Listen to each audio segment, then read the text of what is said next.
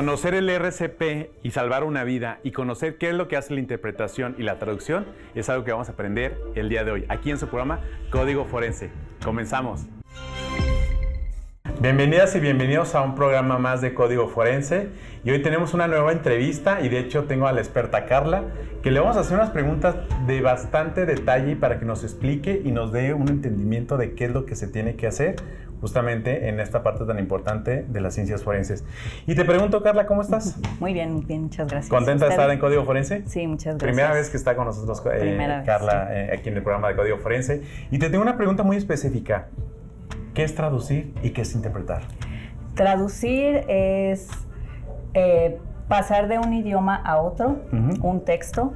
Generalmente es el texto origen y el texto meta. El origen es en el que está redactado originalmente un documento y el texto meta es al que se va a traducir.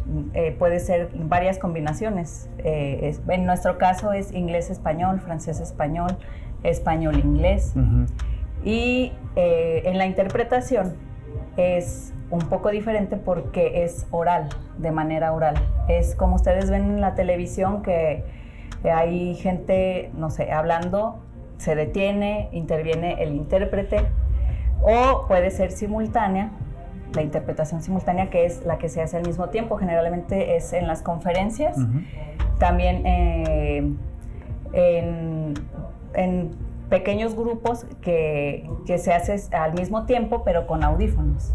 Y el intérprete tiene un micrófono que está oyendo al ponente y las personas oyen por los audífonos lo que se está interpretando. ¿Y tú, Carla, qué es lo que haces de estas dos? ¿Cuál haces y cuál te gusta más?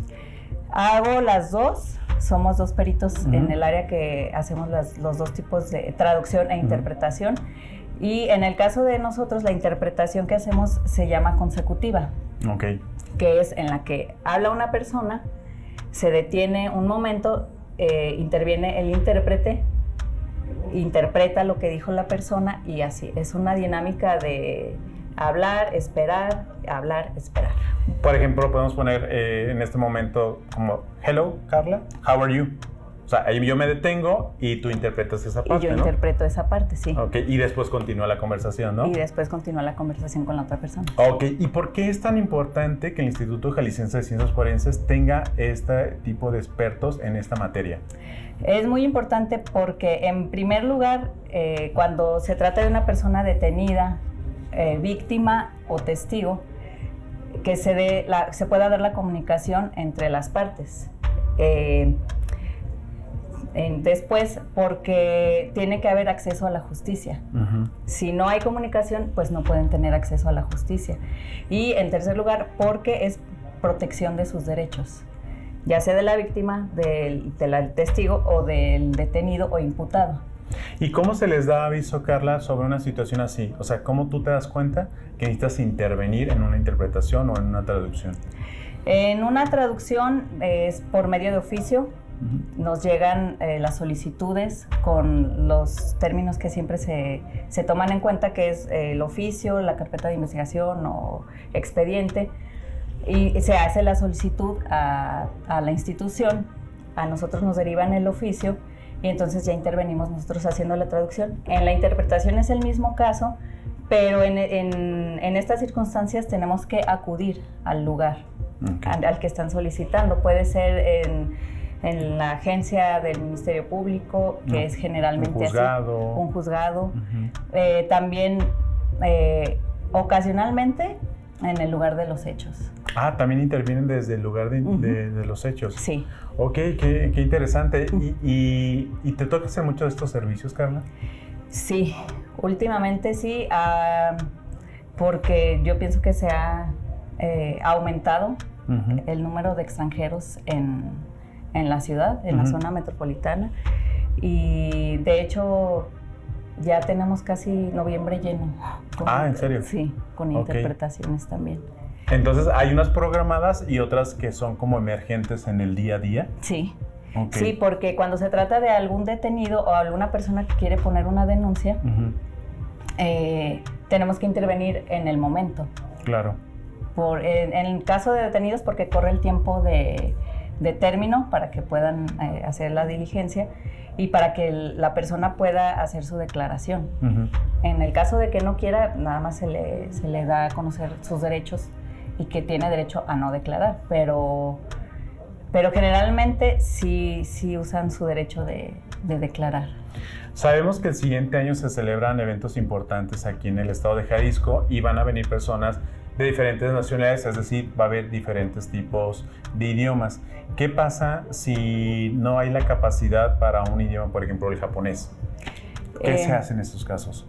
En estos casos, pues nosotros exhortamos a la autoridad a que busque en las embajadas, en los consulados, ayuda o que se aboquen al Consejo uh-huh. de la Judicatura o al Supremo Tribunal de Justicia, que cuenta con personas capacitadas y autorizadas para hacer este tipo de servicios. Entonces ustedes no solamente se limitan aquí, sino también buscan el apoyo del consulado, las embajadas para la interpretación o la traducción de un cierto idioma cuando no se tiene la capacidad.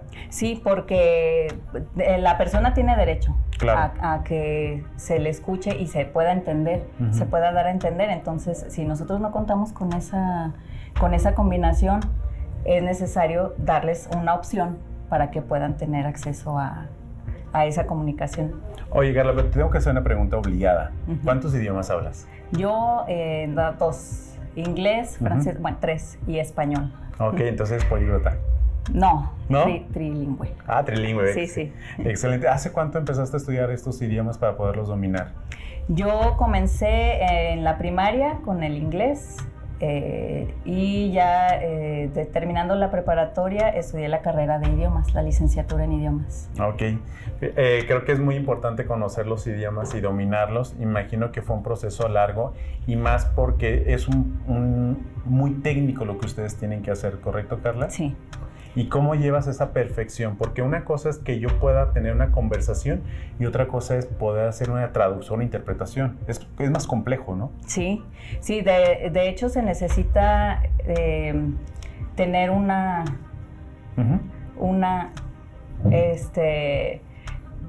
técnica en cuanto a conocer los dos idiomas perfectamente, las reglas gramaticales, el dominio, por ejemplo, de 3 actividades al mismo tiempo en cuanto a la interpretación, porque estás escuchando, estás traduciendo en la cabeza y estás hablando al mismo tiempo. Eso, a veces es persona que ya tiene la habilidad. Claro, y el don, ¿no? Y se puede aprender.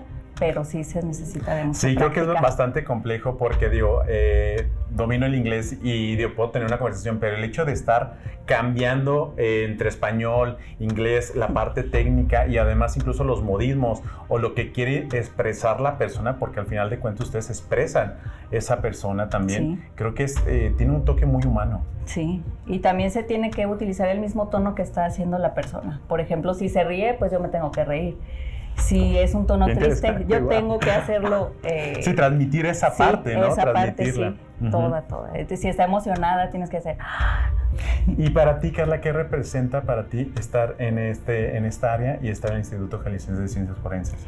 Yo, francamente, nunca pensé trabajar en un área legal, pero aquí he aprendido muchísimo más de lo que pude haber aprendido en cualquier otro campo, porque nosotros atendemos cualquier tipo de tema. Entonces, y traducir e interpretar es no nada más hacer esa parte, sino es hacer muchísima investigación en cuanto a los temas que estamos trabajando. Y los tecnicismos, ¿no? Sí, y a mí me encanta, sí. Pues qué honor y qué orgullo tener personas tan preparadas y que van más allá de un simple idioma o lengua, sino que llevan esa transmisión que quiere expresar la persona. Sí. Muchísimas gracias, Carla, por estar aquí. Espero que la entrevista te haya gustado. ¿Y nos invitas a seguir viendo el programa? Sí, claro. Estén siempre en sintonía con estos programas porque nos dan a conocer todo lo que se hace aquí en la institución. Y que nos sigan en nuestras redes sociales. Sí, también. Muy importante eso. Sí. Bueno, terminamos la entrevista. Muchísimas gracias, Carla, por el espacio. Gracias. Gracias.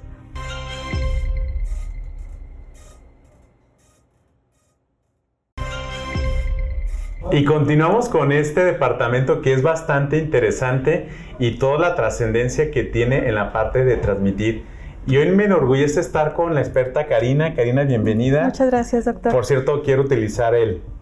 ¿Hola? Hola. Platícanos, Karina, ¿qué haces aquí? Bueno, aquí en el Instituto de Jalisciense de Ciencias Forenses soy perito de lengua de señas mexicana y una servidora interviene en cualquier proceso jurídico donde esté implicada una persona sorda. Ok, ¿y cómo es esta labor en el día a día? Porque como vimos la entrevista anterior, pues tienes que transmitir lo que la persona quiere decir, pero con gestos con movimientos de la mano. ¿Cómo es este trabajo? Claro que sí. La lengua de señas es un idioma tal cual, con gramática propia y elementos propios de su lengua totalmente visuales. Nada que ver con nuestro español, que es auditivo y escrito. Entonces ya desde aquí marcamos una enorme diferencia entre un idioma y otro, y que este idioma tiene cultura. Sí, si yo, por ejemplo, veo que la persona sorda me hace un gesto así de... No movió las manos, pero ya transmitió. Okay. Entonces, conocer la cultura de ambos idiomas, de ambas lenguas, es lo que le puede ayudar a un intérprete a expresar lo que la persona está refiriendo o viceversa, lo que le quieren transmitir a la persona sorda. Entonces está como tropicalizado los movimientos que pueda hacer yo tanto en rostro como en mis manos. Cada gesto tiene se les llama morfemas no manuales dentro de la lengua de señas, y estos tienen un significado, puede ser positivo o puede ser negativo. Si un intérprete, ustedes lo ven acartonado y no tiene movimiento facial, no está haciendo una adecuada ejecución del uso de la lengua de señas. Es por eso que cuando vemos en la televisión generalmente estos movimientos que hacen muchos gestos y movimientos de manos, es por transmitir realmente toda esa semblanza de la otra persona. Es correcto, por la fidelidad del mensaje que debemos de transmitir de una lengua a otra. ¿Y tú cómo puedes leer tanto a una persona con solo verla una vez? O sea, ¿cómo es ese transmitir? Bueno, en el caso del Instituto Jalisciense de Ciencias Forenses, siempre se solicita que previo a una situación de toma de denuncia o cualquier ámbito jurídico, tengamos como esta primera entrevista con la persona, porque a pesar de que sean personas sordas, no todas conocen la lengua de señas. Hay quienes, al igual que nosotros, fueron a la escuela y se instruyeron en la lengua, y hay quienes vivieron rezagados en casa. Obviamente lo relacionamos con la discapacidad, y muchas personas dicen, pues es que es un castigo de Dios que mi hijo tenga sordera. Claro. Entonces lo excluyen de la sociedad, y esto contribuye a que él no tenga una lengua natural como es la lengua de señas. Entonces hay personas que, aunque sepan ahora sí mover sus manos, a lo mejor no transmiten un idioma apegado a lo ya establecido, como en el caso de la lengua de señas.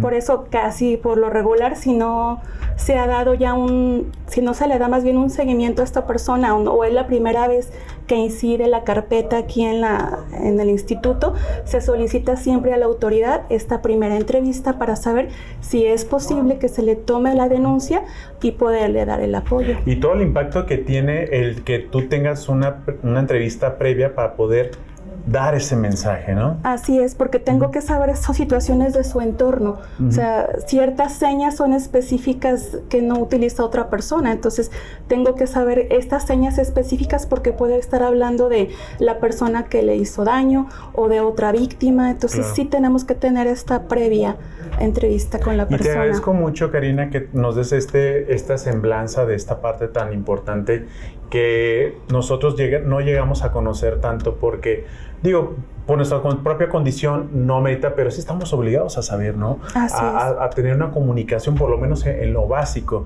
Y creo que el Instituto Jalisciense de Ciencias Forenses está dando este tipo también de capacitación. De hecho, estuviste con nosotros dando una capacitación a todo el personal que interactúa con la sociedad sobre la manera básica de cómo tener una comunicación. Y tú fuiste la que nos estuvo apoyando, así que te agradezco muchísimo por esta oportunidad, Karina. Y un mensaje que nos quieras dar.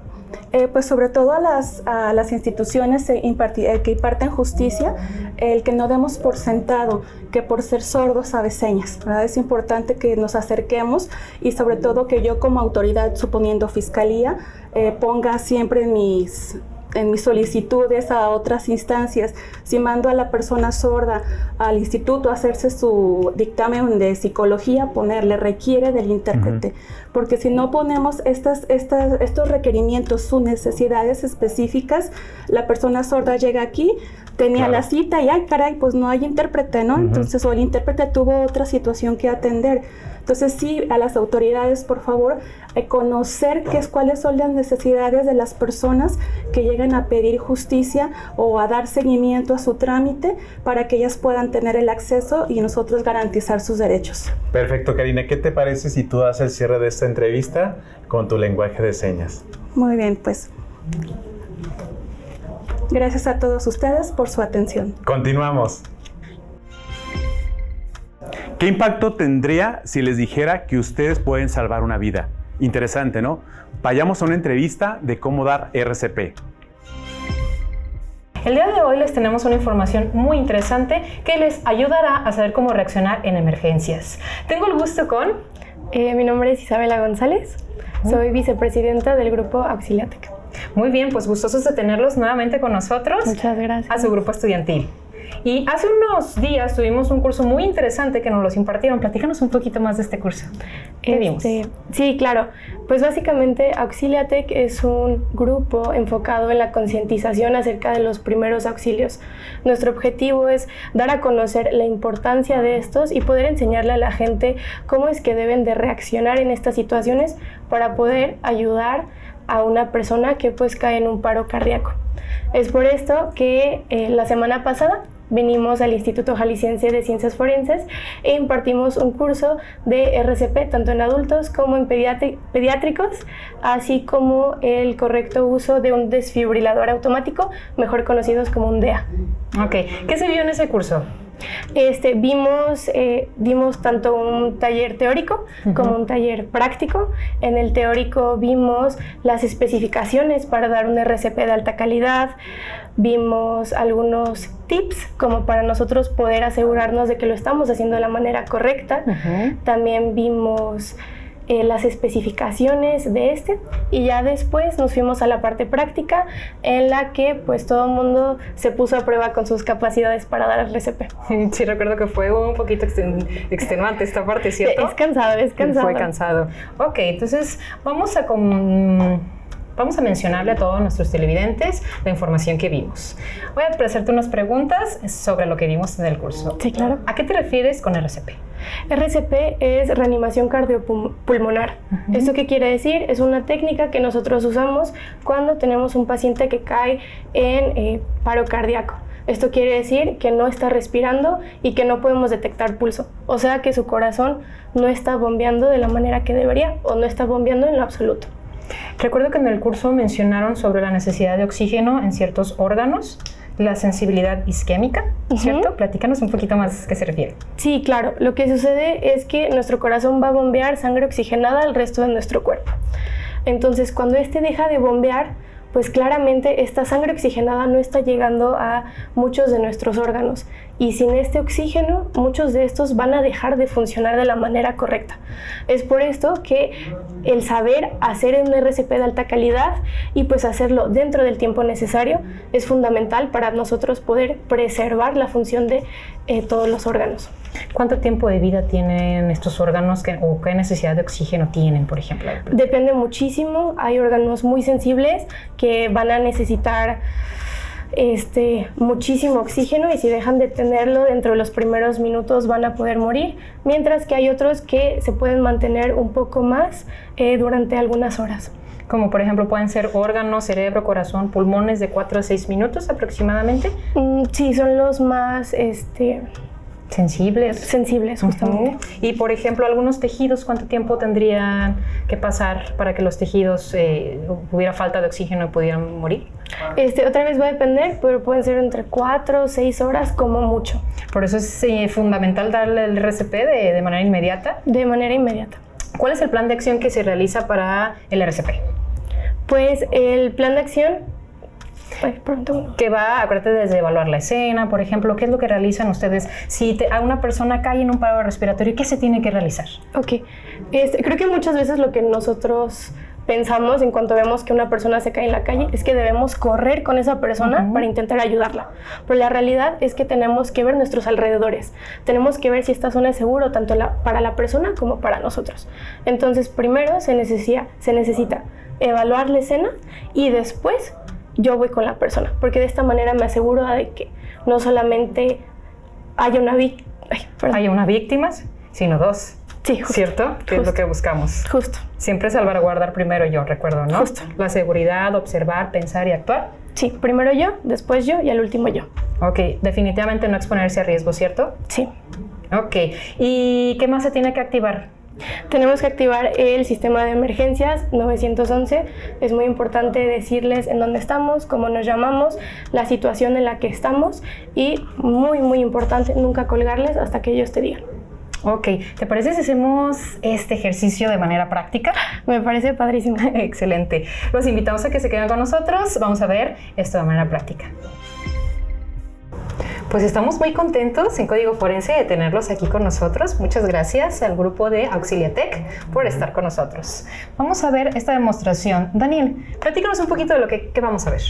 Ok, bueno, pues mucho gusto, soy Daniel y ahora vamos a hablarles acerca de la técnica adecuada para realizar esta reanimación cardiopulmonar. Entonces, para esto voy a tener aquí a mi compañera Isabela, que nos va a estar apoyando. Primero que nada, vamos a hincarnos, a ponernos en el suelo donde se va a encontrar la persona a la que tratamos de ayudar. Entonces, muy importante, nuestras dos rodillas que estén más o menos a la altura de nuestros hombros. Ocupamos hacer esto para tener una posición de comodidad y de seguridad, ya que puede alguien moverte o te puedes cansar muy fácilmente si no estás acomodado de la forma correcta. Luego, posteriormente, vamos a ir viendo acerca de cómo colocar nuestras manos. Entonces, la mano que va a ir tocando al paciente, a la persona, va a ser nuestra mano dominante. Entonces, estiramos nuestra mano dominante y con nuestra otra mano no dominante la vamos a cruzar de esta forma. La parte que va a estar haciendo contacto con la persona para hacer las compresiones va a ser la parte de aquí. Ahora, ¿dónde vamos a colocar nuestras manos? Muy importante, va a ser entre los dos pezones de la persona. Entonces, vamos a irlas colocando ahí. Muy importante que la espalda se encuentre recta y no doblar los codos, ¿va? Ahora, ¿con qué profundidad, con qué tiempo lo tenemos que hacer? Bueno, la profundidad va a ser aproximadamente de 5 centímetros a 6 centímetros y va a ser durante las compresiones van a ser de 100 a 120. Entonces vamos a empezar a hacerlas. 1, 2, 3, 4, 5, 6.